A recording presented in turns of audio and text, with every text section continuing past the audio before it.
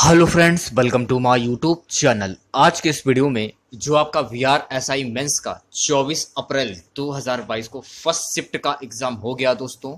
तो first shift में पूछे गए सभी क्वेश्चन इस वीडियो में डिस्कस करेंगे। तो इस वीडियो को पूरा जरूर देखिए। वीडियो अच्छा लगे वीडियो को लाइक और शेयर जरूर करें। चैनल पर पहली बार विजिट कर रहे हैं तो चैनल को सब्सक्राइब कर लें। पास ही में आपके बेल आइकन होगा उसको भी दबा लें। इससे आने से नए वीडियो नोटिफिकेशन आप सभी लोगों तक आसानी से पहुंच जाएगी। जान लेते हैं हम लोग क्या है निसार प्रोजेक्ट। इसरो नासा का संयुक्त मिशन निसार उपग्रह निसार सैटेलाइट 2023 में लॉन्च किया जाएगा। इसरो नासा संयुक्त मिशन निसार उपग्रह है जिसका उद्देश्य उन्नत रडार छवियों का उपयोग करके विश्व स्तर पर पृथ्वी की सतह में परिवर्तन को मापना है। इसको 2023 की शुरुआत में लॉन्च किया जाएगा। आज के इस वीडियो की पीडीएफ फाइल आप हमारे टेलीग्राम ग्रुप से प्राप्त कर सकते हैं। टेलीग्राम ग्रुप का लिंक जो है वीडियो के डिस्क्रिप्शन में दिया गया है। तो गाइस अगला क्वेश्चन पूछा गया था कि 33वें 2024 ओलंपिक की मेजबानी कौन करेगा। तो 33वें 2024 ओलंपिक की मेजबानी पेरिस करेगा। 2024 और 2028 के ओलंपिक खेलों की मेजबानी का ऐलान हो गया है। 2024 की मेजबानी फ्रांस की राजधानी पेरिस को और 2028 की अमेरिकी शहर लॉस एंजिल्स को मिली है। सो गाइस अगला क्वेश्चन पूछा गया कि भारत का वाटरमैन किसे कहा जाता है। तो भारत का वाटरमैन राजेंद्र सिंह को कहा जाता है। राजेंद्र सिंह का जन्म 6 अगस्त 1959 को उत्तर प्रदेश के बागपत जिले के डौला गांव में हुआ था। राजेंद्र सिंह भारत के प्रसिद्ध पर्यावरण कार्यकर्ता हैं। वे जल संरक्षण के क्षेत्र में कार्य करने के लिए प्रसिद्ध हैं। चौथा क्वेश्चन, भारतीय वन अनुसंधान संस्थान कहां पर स्थित है। तो भारतीय वन अनुसंधान संस्थान ये देहरादून में स्थित है। देहरादून शहर में घंटाघर से 7 किलोमीटर दूर देहरादून चकराता मोटर योग्य मार्ग पर स्थित भारतीय वन अनुसंधान संस्थान भारत का सबसे बड़ा वन आधारित प्रशिक्षण संस्थान है। भारत के अधिकांश वन अधिकारी इसी संस्थान से आते हैं। वन अनुसंधान संस्थान का भवन बहुत शानदार है तथा इसमें एक संग्रहालय भी है। अगला क्वेश्चन पांचवा, भारत के किस राज्य में कई बिहू महोत्सव। असम राज्य में। रंगोली बिहू या बोहाग बिहू असम का एक महत्वपूर्ण त्योहार है। बिहू असम के सबसे महत्वपूर्ण त्योहार हैं जो सभी असमियों द्वारा बहुतायत में मस्ती के साथ मनाया जाता है बिना उनके जाति धर्म और विश्वास में भेद किए। अगला क्वेश्चन, भारत के उत्तरी बिंदु से रिलेटेड एक क्वेश्चन पूछा गया था। तो भारत के उत्तरी बिंदु जो है इंदिरा कोल से संबंधित हैं। भारत का सबसे उत्तरी बिंदु इंदिरा कोल और सबसे दक्षिणी बिंदु इंदिरा पॉइंट तथा सबसे पूर्वी बिंदु किपिथू और सबसे पश्चिमी बिंदु कच्छ में सर क्रीक गोहरमोती के पास है। मुख्य भूमि का सबसे दक्षिणी बिंदु कन्याकुमारी के पास केप कोमोरिन है। अगला क्वेश्चन पूछा गया कि यूटोपिया के लेखक कौन है। तो यूटोपिया के लेखक हैं थॉमस मूर। आठवां क्वेश्चन, राष्ट्रपति अध्यादेश पारित करने की शक्ति। तो राष्ट्रपति अध्यादेश पारित करने की शक्ति अनुच्छेद 123 में है। संविधान के अनुच्छेद 123 के तहत राष्ट्रपति के पास संसद के सत्र में न होने की स्थिति में अध्यादेश जारी करने की शक्ति प्राप्त है। अध्यादेश की शक्ति संसद द्वारा बनाए गए कानून के बराबर ही होती है और यह तत्काल लागू हो जाता है। इसके अलावा राष्ट्रपति कभी भी अध्यादेश को वापस ले सकता है। अगला क्वेश्चन, सर्वोच्च न्यायालय भारत सरकार अधिनियम से रिलेटेड एक क्वेश्चन पूछा गया था। इसका अर्थ हो जाएगा 1935। अनुच्छेद 124(1) के तहत भारतीय संविधान में कहा गया है कि भारत का एक सर्वोच्च न्यायालय होगा जिसमें एक मुख्य न्यायाधीश CJI होगा तथा 7 से अधिक अन्य न्यायाधीश नहीं हो सकते जब तक कि कानून द्वारा संसद अन्य न्यायाधीशों की बड़ी संख्या निर्धारित नहीं करती है। सो गाइस अगला क्वेश्चन पूछा गया कि फजल अली आयोग का संबंध किससे है। तो इसका संबंध जो राज्य पुनर्गठन आयोग से है। 22 दिसंबर 1953 में न्यायाधीश फजल अली की अध्यक्षता में प्रथम राज्य पुनर्गठन आयोग का गठन हुआ। इस आयोग ने 30 दिसंबर 1955 को अपनी रिपोर्ट सौंपी। इस आयोग ने राष्ट्रीय एकता, प्रशासनिक और वित्तीय व्यवहार्यता, आर्थिक विकास, अल्पसंख्यक हितों की रक्षा तथा भाषा को राज्यों के पुनर्गठन का आधार बनाया। सो गाइस अगला क्वेश्चन, मौलिक कर्तव्य का संबंध है। तो मौलिक कर्तव्य का संबंध है स्वर्ण सिंह समिति से। मौलिक कर्तव्यों को देशभक्ति की भावना को बढ़ावा देने तथा भारत की एकता को बनाए रखने के लिए भारत के सभी नागरिकों के नैतिक दायित्वों के रूप में परिभाषित किया गया है। संविधान के चतुर्थ भाग में वर्णित ये कर्तव्य व्यक्तियों और राष्ट्र से संबंधित हैं। निर्देशक सिद्धांतों की तरह इन्हें कानूनी रूप से लागू नहीं किया जा सकता।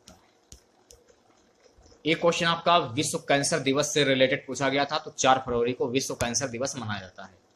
विश्व कैंसर दिवस 4 फरवरी को कैंसर के बारे में जागरूकता बढ़ाने और इसकी रोकथाम, पहचान और उपचार को प्रोत्साहित करने के लिए मनाया जाता है। विश्व कैंसर दिवस 2008 में लिखे गए विश्व कैंसर घोषणा के लक्ष्यों का समर्थन करने के लिए union for international cancer control UICC के नेतृत्व में कार्यरत है। विश्व कैंसर दिवस का प्राथमिक लक्ष्य कैंसर और बीमारी के कारण होने वाले मौतों को कम करना है। बहुत से लोग कैंसर को दूर करने के लिए आध्यात्मिकता का भी सहारा लेते हैं। सो गाइस, अगला क्वेश्चन पूछा गया था कि अभी तक कितने परमवीर चक्र दिए गए, तो अभी तक कुल 21 परमवीर चक्र दिए गए हैं। इसके बारे में जान लेते हैं। परमवीर चक्र भारत का सर्वोच्च सैन्य अलंकरण है जो दुश्मनों की उपस्थिति में उच्च कोटि की शूरवीरता एवं त्याग के लिए प्रदान किया जाता है। ज्यादातर स्थितियों में यह सम्मान मरणोपरांत दिया जाता है। इस पुरस्कार की स्थापना 26 जनवरी 1950 को की गई थी। जब भारत गणराज्य घोषित हुआ था, भारतीय सेना के किसी भी अंग के अधिकारी या कर्मचारी इस पुरस्कार के पात्र होते हैं एवं इसे देश के सर्वोच्च सम्मान भारत रत्न के बाद सबसे प्रतिष्ठित पुरस्कार समझा जाता है। इससे पहले जब भारतीय सेना ब्रिटिश सेना के तहत कार्य करती थी तो सेना का सर्वोच्च सम्मान विक्टोरिया क्रॉस हुआ करता था। अगला क्वेश्चन गाइस पूछा गया हर्षवर्धन की राजधानी, तो हर्षवर्धन की राजधानी थी कन्नौज। हर्षवर्धन 590 से 647 ईस्वी प्राचीन भारत में एक राजा था जिसने उत्तरी भारत में 606 ईस्वी से 647 ईस्वी तक राज्य किया। वह वर्धन राजवंश के शासक प्रभाकर वर्धन का पुत्र था जिसके पिता अलकोन हुड़ों को पराजित किया था। उसका छोटा भाई राज्यवर्धन थानेसर पर शासन करता था जिसका क्षेत्र आज के हरियाणा का क्षेत्र है। हर्षवर्धन वैश्य क्षत्रिय वंश के थे। एक क्वेश्चन आपका छत्रपति शिवाजी की राजधानी से पूछा गया था, रायगढ़। छत्रपति शिवाजी की राजधानी रायगढ़। रायगढ़ दुर्ग महाराष्ट्र के रायगढ़ जिले के महाड़ में पहाड़ी पर स्थित प्रसिद्ध दुर्ग है। इसे छत्रपति शिवाजी महाराज ने बनवाया था और इसे 1674 में इसे अपनी राजधानी बनाया।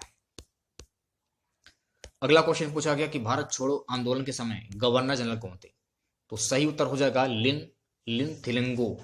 1942 में भारत छोड़ो आंदोलन के प्रारंभ होने के समय लॉर्ड लिन थिलंगो भारत के वायसराय थे।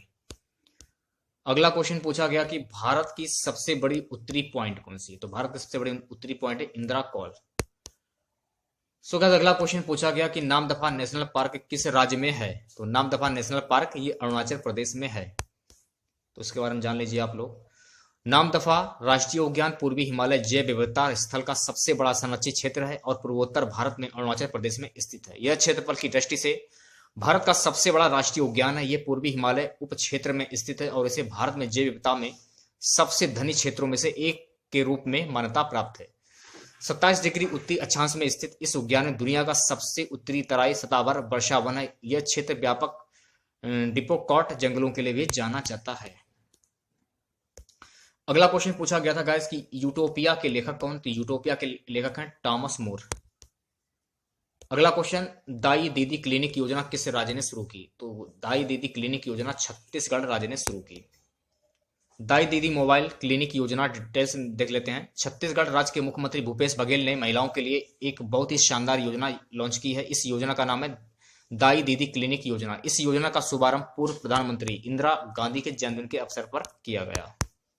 अगला क्वेश्चन, भारत में किन राज्यों से होकर कर्क रेखा गुजरती है, तो भारत के कुल 8 राज्यों से होकर कर्क रेखा गुजरती है जिसमें आपके 8 राज्य हैं गुजरात, राजस्थान, मध्य प्रदेश, छत्तीसगढ़, झारखंड, पश्चिम बंगाल, त्रिपुरा, मिजोरम से होकर गुजरती है। चैन मैंग किस खेल से संबंधित, तो चैन मैंग जो है ये टेबल टेनिस से संबंधित है। अगला क्वेश्चन गाइस पूछा गया कि सोनार का फुल फॉर्म क्या होगा, साउंड नेविगेशन एंड रिंग। एक ऐसी तकनीक जो अन्य जहाजों को निगेटिव करने, संचार करने या उनका पता लगाने और पानी के नीचे या पानी की सतह पर वस्तुओं का पता लगाने के लिए ध्वनि प्रसार आमतौर पर पानी के नीचे पनडुब्बी नेविगेशन में उपयोग करती है। अगले क्वेश्चन की बात कर लेते हैं गाइस। अगला क्वेश्चन पूछा गया कि अपूर्वी चंदेला किस खेल से संबंधित, तो अपूर्वी चंदेला ये निशानेबाजी से संबंधित है। अपूर्वी चंदेला जन्म 4 फरवरी 1993 जयपुर एक भारतीय निशानेबाज हैं जिन्होंने कॉमनवेल्थ गेम्स ग्लासगो में 10 metre air rifle shooting event में 206.7 का स्कोर बनाकर भारत को दूसरी बार निशानेबाजी में स्वर्ण पदक दिलाया। अगला क्वेश्चन पूछा गया था कि एशियाई खेलों में बैडमिंटन को कब शामिल किया गया। तो एशियाई खेलों में बैडमिंटन को 1974 में शामिल किया गया। 1974 में पहली बार 13 में बैडमिंटन को एशियाई खेलों में शामिल किया गया। सो गाइस, अगला क्वेश्चन पूछा गया था कि पूरा का फुल फॉर्म क्या होगा, तो इसके बारे में जान लीजिए आप लोग। देश के पूर्व राष्ट्रपति डॉक्टर एपीजे अब्दुल कलाम ने वर्ष 2020 तक एक विजन को पूरा करने का एक सपना देखा और उस विजन का नाम था provision of urban amenities of rural areas. अगला क्वेश्चन था कि पुस्तक हैप्पीनेस ऑलराउंडर के लेखक कौन थे। इस क्वेश्चन का आंसर नहीं मिल पाया, यदि आप लोगों को मालूम तो कमेंट करके बता सकते हैं। अरुणोदय योजना किस राज्य में शुरू किया गया। तो अरुणोदय योजना असम राज्य में शुरू किया गया है। आज का हमारा सबसे लास्ट क्वेश्चन रहेगा, साहित्य में नोबेल पुरस्कार किसे दिया। तो साहित्य में नोबेल पुरस्कार अब्दुल रज़ाक गुरनाह को दिया गया। साहित्य का नोबेल पुरस्कार तंजानिया के लेखक अब्दुल रज़ाक को दिया गया। तो आज के वीडियो में बस इतना ही। आशा करते हैं आज का वीडियो आप लोगों को पसंद आया होगा। वीडियो अच्छा लगे वीडियो को लाइक और शेयर जरूर करें। चैनल पर पहले आप विजिट कर रहे हैं तो चैनल को सब्सक्राइब कर लें। पास ही में आपके बेल आइकन होगा, उसको भी दबा लें। इससे आने वाली नए वीडियो की नोटिफिकेशन आप सभी लोगों तक आसानी से पहुंच जाएगी। आज की इस वीडियो की पीडीएफ फाइल आप हमारे टेलीग्राम ग्रुप से प्राप्त कर सकते हैं। लिंक जो है वीडियो के डिस्क्रिप्शन में दिया गया है। तो मिलते हैं नेक्स्ट वीडियो के साथ। जय हिंद, जय भारत।